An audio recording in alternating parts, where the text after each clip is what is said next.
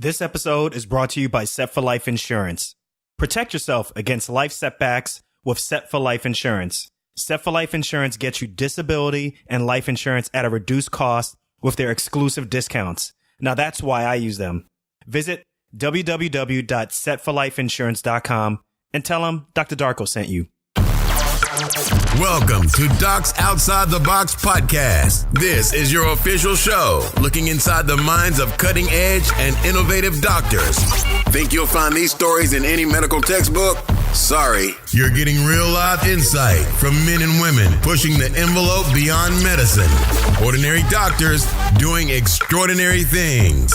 Let's start now with your host, Dr. Nee Darko.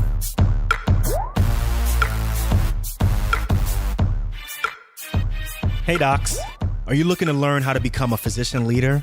Then Physician CEO is for you. Physician CEO is an accelerated business immersion program designed for physicians and developed by MBA faculty from the Kellogg School of Management at Northwestern University. So learn more at www.physician-ceo.com/DOTB. What's good? What's up? How y'all doing? Thanks for joining me on another episode of Docs Outside the Box. Really excited that you all are here. Just want to let y'all know that my voice, me in general, I'm just under the weather. I caught a cold. I don't know if I got it from my son or vice versa. Either way, I'm a little bit under the weather, and obviously my voice is going to sound a little bit nasally, but I hope y'all forgive me. This is still going to be a great episode. And just shout out to everyone who downloaded episode 76 with Dr. Taylor Branna. He is the host of the Happy Doc podcast and just kind of was continuing the series of just interviewing some doctors who are doing some really great things on the podcast scene. And apparently y'all really liked that episode. We got a ton of downloads from that. So I definitely encourage you all to go back and re-listen. Or if you have not listened to that episode, go back and click on episode 76 with Dr. Taylor Branna. And I'm telling you, I think you're going to really enjoy that one. I loved his energy, his positivity. It's very infectious. And I think overall, he's going to leave the medical community a better place. And also, once you finish listening to it, share it with others, as well as reach out to me through Instagram or Instagram stories or even Twitter. Let me know what you thought of that one. Now, on this episode, we're going to take a little bit of a pivot. We're not going to do a physician podcast, but we're going to do one of the original OGs of living outside the box. I have Dr. Heidi Moawad. She is a neurologist by training, but currently right now she is a medical writer. She is an editor. She also writes content for websites. And she wrote a book called Careers Beyond Clinical Medicine. Now, she wrote this book back in 2013. And this book is a book about giving doctors examples and concrete steps on how to transition or even pursue alternative careers. You can find that right now on Amazon, and the link will be in the show notes. And then from there, she also created the website called nonclinicaldoctors.com. And on there, basically an extension of the book, but on there, you're going to find online support. You're going to find success stories of different doctors doing alternative careers and different job openings on working outside the box. Now, I'm having her on the show to kind of talk about her entry into living her life outside the box and basically talking to us about how different things were in the early 2000s. That's when she started her transition into, outside of traditional realms of medicine. So we're going to learn more about her background, what led her on this journey, and ultimately how she's been able to succeed.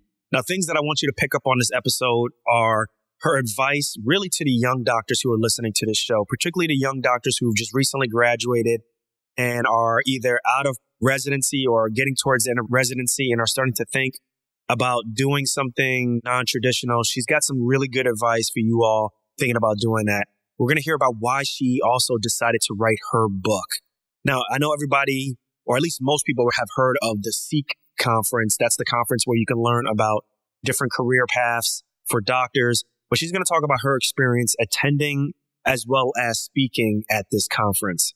She's also going to give some more advice to all of you doctors looking to write for different electronic media outlets. She's going to give some good advice on that. And then obviously with all of my guests, all of my doctors who are on the show, she's going to answer hashtag I'm not just a doc. So on this one, definitely get your paper, get your pen, be ready to share this with someone who you know is trying to transition outside of traditional medicine. This is going to be a good one. And without further ado, I present Dr. Heidi Moawad. Dr. Heidi Moawad, thank you for joining us on Docs Outside the Box. What's up? What's good? How you doing? I'm doing great. How are you doing? I'm doing awesome. Really excited to have you on this show because oftentimes I think we talk about physician burnout. We talk about, the thoughts of doing things outside of medicine, but never really offer, at least I haven't really gotten a chance to offer like really concrete ways in which docs can really start to take some of those steps. So I'm really excited to have you on because you've actually written a book about this as well as you have a website about this. So before we get so much into the nitty gritty, why don't we take a couple of steps back? Let's learn a little bit more about you, where you're from, what you currently practice, and learn a little bit about your road and your path to where you are right now. Okay, great. Thank you. So I am a neurologist, and currently what I do is I'm a medical writer and editor. So I write content for websites, and I also edit content for websites. And the main reason, like everybody else, the goal is to provide information for patients. So the path into that wasn't super easy. It's not very easy to get into that. But it does take some work and some patience and improving your skills. And it's wonderful. It's absolutely what I love. I also teach in the university setting. I teach undergraduate courses, which is really fun because that's also very neurology based. So I think you teach anatomy, right? I teach human physiology, but that's actually what I started doing. And now I actually teach writing classes. So I teach courses that are focused on scientific writing. I have one upcoming called The Biology of Creativity, which is a new one that I created. I got a grant to create that course. So really excited about that because it's also very neuro-based and students get very excited about cognitive and neuro function as well. Now, where did you get your training from? Oh, I trained at University of Chicago. I did my medical school at Case Western Reserve University in Cleveland. I did a general medicine internship at Evanston Hospital in Chicago and then my neurology at University of Chicago. Now, are you currently located in Illinois? I'm currently back in Cleveland. So back to my home. Sorry about the Cleveland Cavaliers. You're lost with Oh, yeah, that's a little bit of heartbreak for sure. But, you knew that was coming, right? It was 3 years in the coming. You knew it could be a touchy subject for us. I understand. So look, let's change subject a little bit. Speaking of someone changing careers or changing team, what led you onto this path of, writing for digital media, actually teaching anatomy and teaching physiology right now? What caused that fork in the road for you? I think what initially caused it was really a feeling of wanting to know what goes on behind the scenes. So, growing up, I was a child of immigrants and my father is a physician. Almost everybody we knew in our community is a physician. And, still as an immigrant, you sometimes feel like an outsider and, who's in control of everything? So when I was working as a neurologist, I was getting these phone calls from insurance companies denying my studies, telling me I can't get this MRI on a patient. And I felt, I had trained enough and I was knowledgeable enough. And who are these people second guessing me and telling me what to do?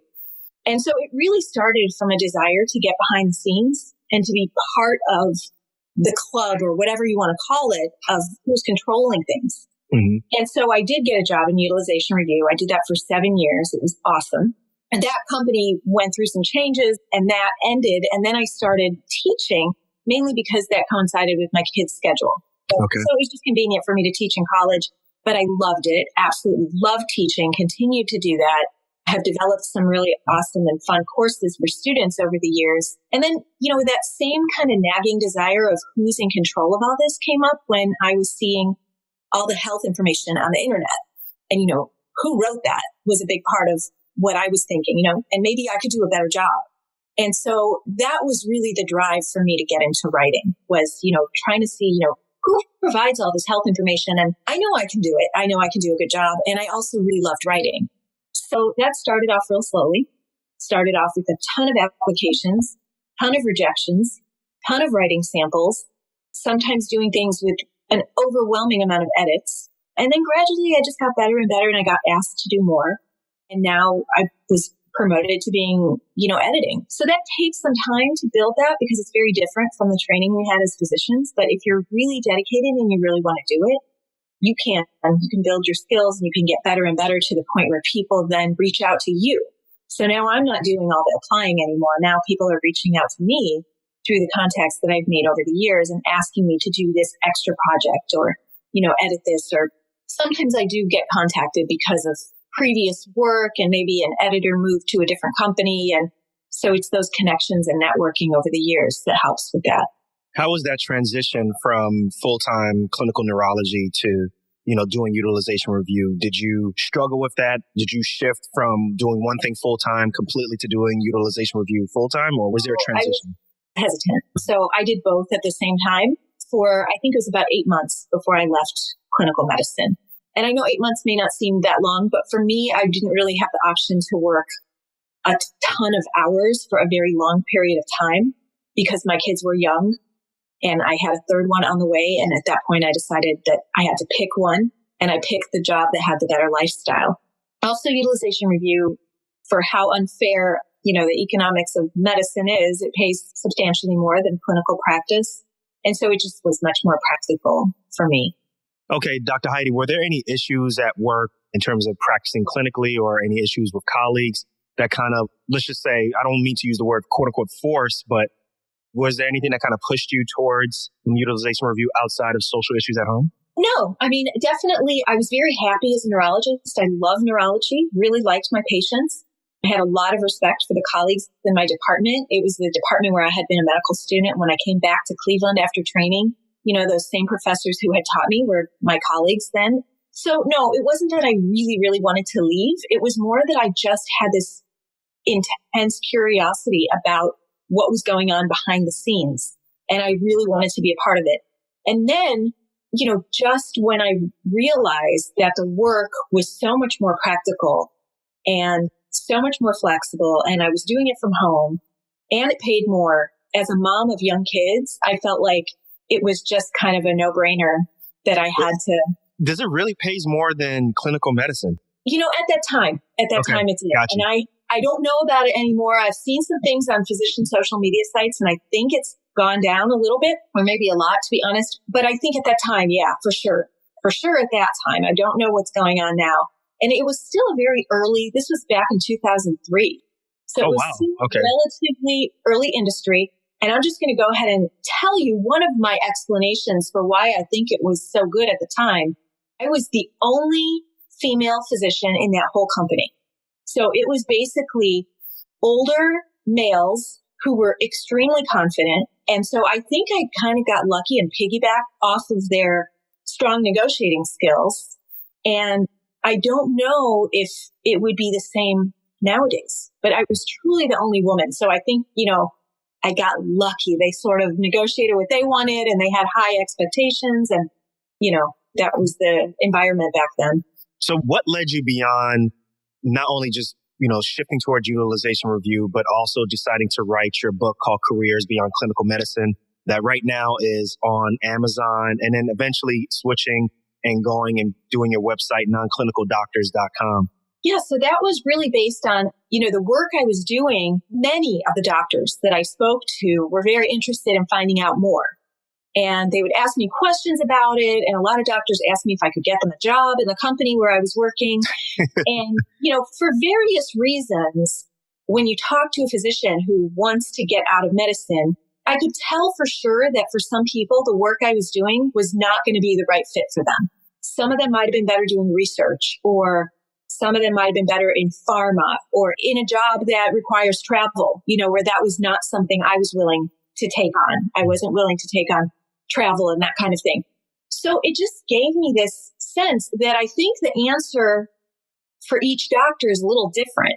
And so I decided to interview doctors who are doing all kinds of different things. So there are people who were chairmen, people who were working in pharma in research, people who were working more in the business side in pharma, people who were in leadership positions in insurance companies, which is not what I was doing. Utilization review is not a leadership position.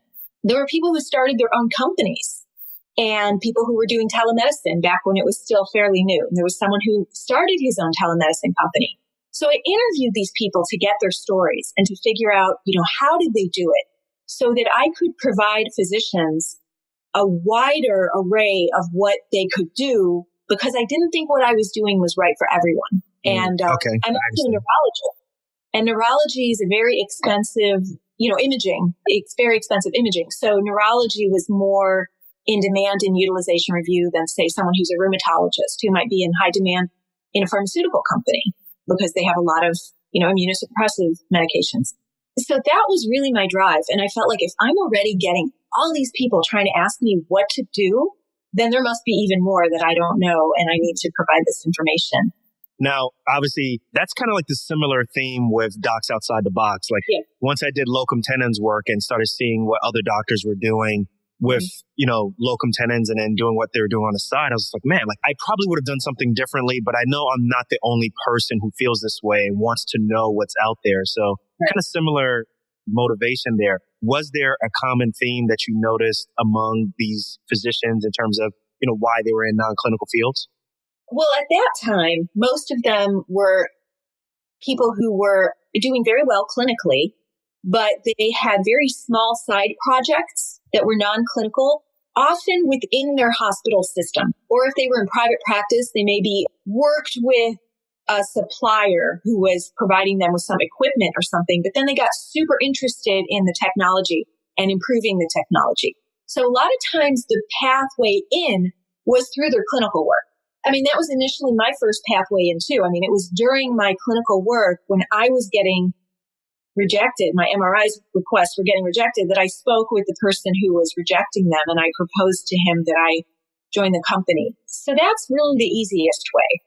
Now, after I wrote the book, I've changed directions in many ways. And I did the website. I started nonclinicaldoctors.com more as a response to all the emails I was getting from doctors who read the book.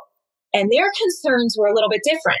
So the book is very helpful for a person who is practicing, has a license, has board certification, and is doing well clinically, has a strong reputation, and wants to get out.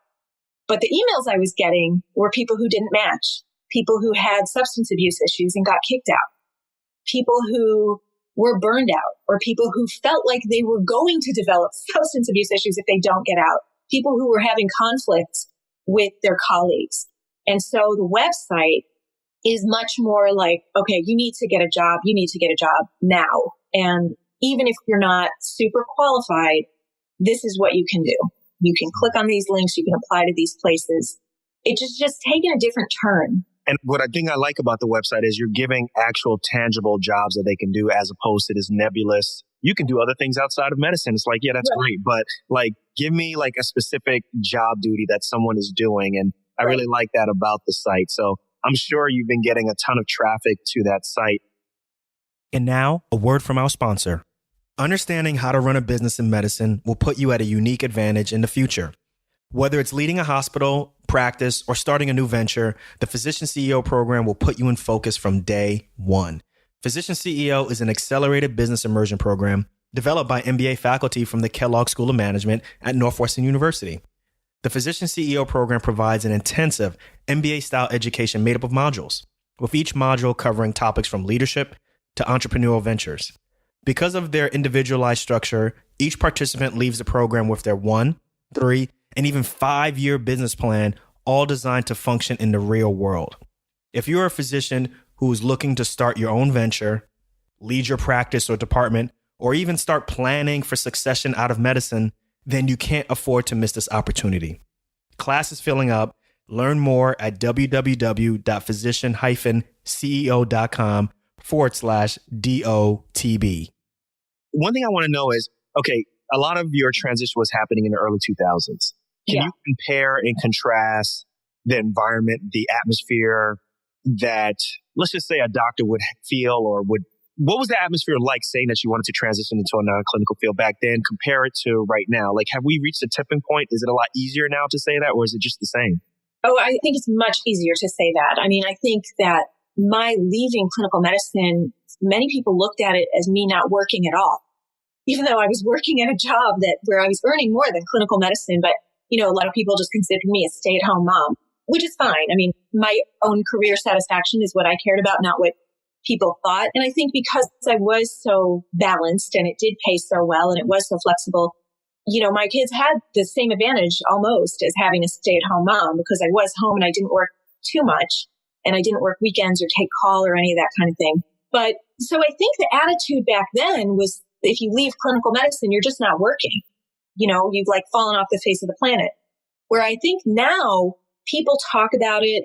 And I mean, one of the big things that I push on my website is there's a career continuum. I mean, you make a commitment to be a doctor in your mid-20s or sooner than that for many of us, if you got accepted into a program earlier. You got into a program right out of high school, right? Right out of high school, A college accelerated program. Right, yeah. So you can make that commitment early, but then your career doesn't have to look the same for 50 years or 60 years. I mean, if we have energy, we'd like to continue to work for a long period of time. But I think there's a continuum, and it doesn't have to be the same all the time, I think it's great if it is. I mean, if you're a surgeon, you want to develop your skills and get better and better and better, then that's awesome. But I think you don't have to only follow that formula. So let's do some scenarios then. Let's say, for example, you have someone in their mid-30s, they just finished residency and they got the reality check, that what they thought and the zeal and everything, the naivete is that they thought that they had before going into medical school or through medical school is a lot different than what they are experiencing as a practicing clinician. And they are looking on your website or they're coming to you asking for help. Like, what are the things that you would say to someone who's looking to transition into a non-clinical? What are the first couple of things that they should do? Well, first thing I would say is finish your residency, get your board certification, maintain your license so that no matter what you do, if you want to hop back in and moonlight, you can. So definitely play the game first. Yeah. I mean, if you have loans, even without loans, I mean, we all have big expenses. You have to pay for your house and your life. And then, of course, if you haven't paid your loans back yet, I would say make sure you are able to qualify yourself so that you can do locums and moonlighting if all else fails, So that's one thing I would say. And then I would say, you're disenchanted, you hate it. That's what a lot of people say. They're disenchanted. It's not what they thought it was going to be. They have these administrators breathing down their necks, telling them they didn't document this thing. And they have a pile of, it's not a pile of physical charts anymore. A huge inbox. A huge inbox that they have to fix all these patient charts. And that can really make you very depressed, especially when you spent time with that patient and your goal was to make the patient better. And then you got this annoying trail of emails telling you didn't finish the documentation or you really had a plan to get an imaging test or write a prescription and it's denied by someone. You don't know who that someone is. So all these things make people very depressed. And, the first thing I would say to anyone is think about, is a different practice setting better for you? Okay. So rather than jumping out, like a change of location, maybe. Yeah. And then this is another thing that I really have a strong theme in a lot of the blogs I write for various publications, but also on my own website is know what you want. Do not send an email or a letter or anything to some recruiter saying, I will do anything. I will write. I will give you advice. I will read charts. I will do anything you want.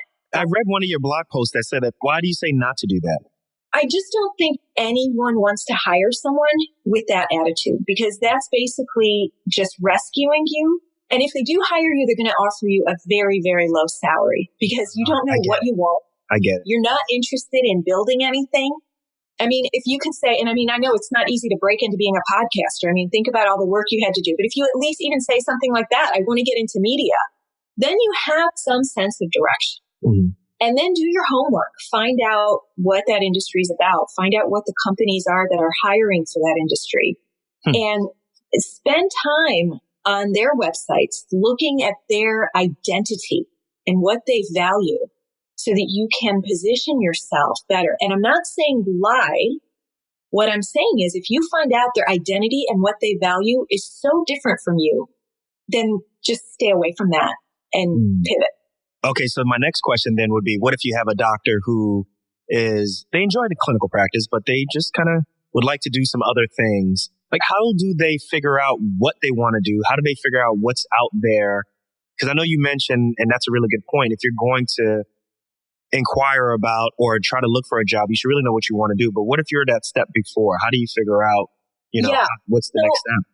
So I think a lot of people, and I go to Seek, the Seek conference. I want to get your opinion on that conference too. I speak to a lot of physicians, and some people really don't want to leave. But, some people, what they really want is to just have a seat at the table And so what I tell them is, maybe you need to be on an advisory committee.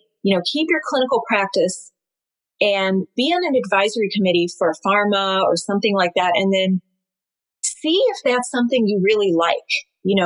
They pay quite a bit for physicians to be on an advisory committee. And this is something that helps companies as they're developing their products. And so I suggest to doctors to do that. I actually had a few emails recently and a few people that I've met where I have a page on my website and I tell them to just send a letter to every single one of these companies. They're called medical writing and strategy companies.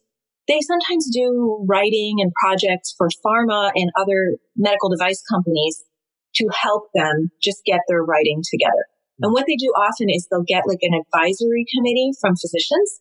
They put a bunch of people together and they interview them basically to help give information back to the pharma companies. And sometimes the pharma companies do this themselves, but that's a way to kind of get your feet wet and really decide if that's the right environment for you without having to leave clinical medicine. Okay, Dr. Heidi. So what you just said was really great. I really appreciate that. Can you give us some really cool, successful stories? Any interesting stories or anecdotes that you have of doctors who are doing really cool things outside of clinical medicine? Yeah, so it depends on what you consider very cool. Some doctors really like to leave clinical medicine and stay employed. Okay, that means get another job. Whereas other doctors like to leave clinical medicine and start their whole new project on their own. So I have seen doctors who have become fashion designers, started art galleries. I've seen doctors who have worked in producing technology for medical purposes and started their own companies that way. In some instances, I know that doctors have gone to talk to venture capitalists to get money to start a very expensive product. So we don't all have the same tolerance for that type of uncertainty. I really can't imagine myself doing something like that, where if I had a project that was going to cost, $10 million, I would go and get investors. But I think if you're really, really confident about what you're doing and you're very passionate about it and you've thought about it for years and you have this prototype, then you're willing to go and do that. Whereas other doctors like to start off very small, make a little profit first, and then reinvest it into their company and grow slowly. And then again, everything I've done has really been paid by another company. Except for my website, I haven't really started any business myself. So there's different ways to do it depending on what you're passionate about and also the tolerance you have for uncertainty and investing a huge amount of money into a project. Yeah, definitely a lot more unknown than the kind of safe, kind of already trailblazed path of medicine already. You mentioned before that you speak at SEEK conference. I know everybody knows about the SEEK conference. People have gone. Can you tell us about the SEEK conference, what it is, how people can find more information? Just overall, what are your thoughts on it? What can you learn from going to this conference? Sure. So it was a conference that I had thought about. I don't remember when it started, but someone that I befriended on LinkedIn, Michelle Mudge Riley, she's one of the... Oh, yes. She was a previous guest on the show. Yeah. So she's one of the seasoned coaches. Okay. She's a coach that helps get people out of clinical medicine. She's been doing it for a long time. And I connected with her, and I also connected with Heather Fork. And I think that they suggested me as a speaker some years ago. And so I was invited as a speaker, and I really, really enjoyed it. And the things that I heard from physicians just really opened my eyes. As I said, kind of like my emails, it opened my eyes to the different personal concerns that people have. And you can sort of get in your own bubble. When I was writing my book, it was almost like everybody I knew was sort of like me. They were all physicians and doing well and didn't have any kind of problems with colleagues or licensing because everybody I knew was people I knew from work. But once you meet other people, it opens your eyes.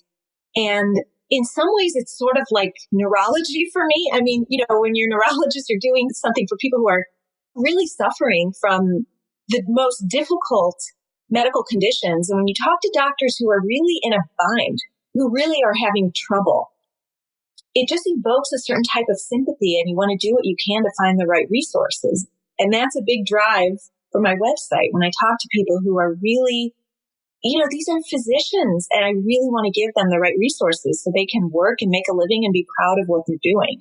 Even if they didn't match, or if they got bad board scores, or if they had a problem. Sometimes people get sick, have disability, all these kinds of things. Oh, so back to Seek. I had heard about it a long time ago, thought about going, but I thought it was kind of expensive, thought I could do it myself, did the transition myself, didn't go to Seek. I had a friend who told me she went to Seek and loved it. He ended up getting a really cool job as a medical director. She said Seek didn't help her find that job, but they helped her figure out how to propose this position and how to negotiate. Oh, okay. Not like a personal one-on-one help, but more just all the talks she went to and all of this kind of information. She made it more relevant to her own personal situation, if that makes any sense. And then I was invited to speak and loved it. What do you speak on? So the first time I went, I've only gone twice. The first time they asked me to speak about writing and teaching. And the second time they asked me to speak about teaching. They thought that the two subjects needed to be separated. And I think more people are writing, so it's a little easier for them to find someone to talk about writing. But teaching at the college level is what I spoke about. Now, writing, medical writing, or writing for, currently right now, you're an author for many different media, including MD News. Can you offer some advice for someone out there who's listening right now and saying, hey, I want to do something like that? What are the pros? What are the cons that people need to, be cognizant of before they jump into that? I would say you have to start off proving that you can write. So for me, my book was sort of my validation. That was almost like my CV sample. Mm-hmm. But if you don't have that kind of thing, you need to start off, I would say, by contributing articles to blogs, websites for free. I mean, there's so many doctors who want to write. It's overwhelming. And you have to be willing to distinguish yourself by showing something. You have to have a portfolio of, I would say, at least 3 to 10 well-written articles. And, my suggestion would be to write about things, if you were starting to put a portfolio together, you want to write some blogs and have something you can share. I would write something for patients that's really, really general. Okay. So I talked to an OBGYN and, I gave him a suggestion of when should people freeze their eggs? That kind of thing. Just something that a lot of people might be interested in. And then also maybe something kind of obscure to show that you can communicate something very complicated in a way that's not intimidating. Okay. And then I would say write something also to a physician audience, because that also shows that you're professional. And so I would say if you at least have those 3 categories, then my suggestion, well, there's a few good websites, but the 2 that I found that were pretty useful, LinkedIn, obviously everyone knows about that.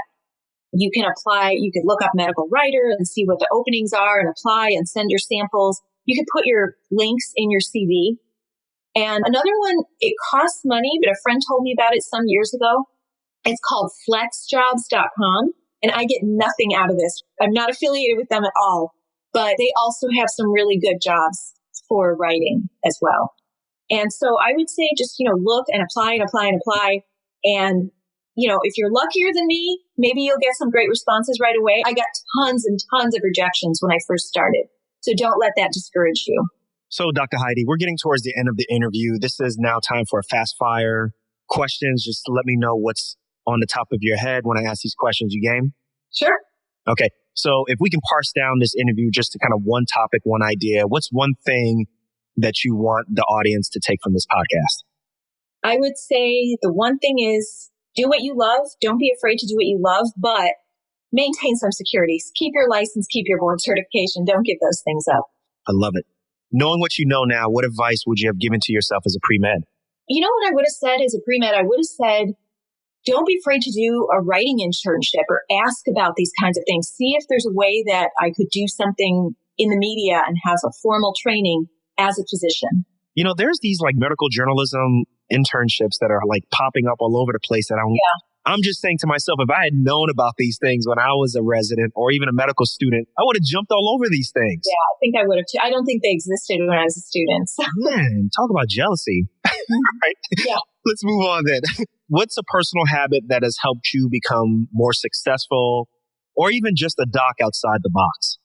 Gosh, that's a good question. I think the personal habit is I'm not afraid of criticism. So that's a good one. And when you do something where you write and you have your name associated with things, sometimes I've seen some of the comments, they can be really critical. And it doesn't bother me. So I had to get over that hump. Once I got over that hump, I was fine. I love it. Thank you for sharing that. Okay, so I don't know if you do or not, but this is something that I think is really interesting. If there's someone who you find inspirational, there's someone who you think is famous, is there anybody who is inspirational, anybody who you admire, anybody who is famous that you would be interested in trading places for 24 hours? Oh gosh, I don't know about trading places, but I was definitely inspired a lot by the writing of Oliver Sacks. He's a neurologist who wrote a lot of semi-fiction, non-fiction kind of novels. And there was a movie based on one of his novels. So I think Really? just kind of, Awakenings. Oh, that was starring based on Robin it. Okay. Yeah. Yeah. So for me, I think I really always wanted to be a writer. Just knowing that in the back of my mind, even when I was a resident, kind of made me feel like that might happen one day, that maybe I would write one day. I love it. I love it. All right. How about this? What's one life hack or even a piece of technology that you use that makes your life easier? Okay. Yeah. So I'd like to get even better at this, but one of the things I do is I have this within my to-do list. I will start writing articles when I'm in the fitting room with my kids at the stores. So you take advantage of all the time that you have. Every minute. So in the grocery store line, in the fitting room. And then I email them to myself and I put them on a Word document. I fix them up and make them look a lot better. But I would say sometimes I even do research on PubMed on my phone. So I think just really trying to utilize my phone as much as I can. One thing I really want to do is learn how to dictate better, but I still need to learn how to do that. Well, I think also the software is better, obviously than earlier, but even from a charting standpoint, definitely from an EMR standpoint, dictation is still very painful for me also. And I podcast. Don't put too much blame on yourself. I think it's definitely a technology issue also. So look, Dr. Heidi Moawad, we are at the end of our interview. I want you to complete this sentence for me. Okay. I'm not just a doc. I am a person who provides medical information to help people live their lives. I love it. You cleaned it up at the end. I love it. Awesome. Well, Dr. Heidi Moawad, really want to say thank you very much for being on Docs Outside the Box. Truly, you are a doc outside the box. I think there's one thing to say about, going through a transition and finding your way at the end and being very successful. But there's another thing to being able to take all that knowledge and help other people who are going through the same process also. So I just wanted to acknowledge you for the good work that you're putting out there, positive energy that you're doing. And I just want to say kudos to what you're doing and great job. Thanks a lot. Thank you for having me.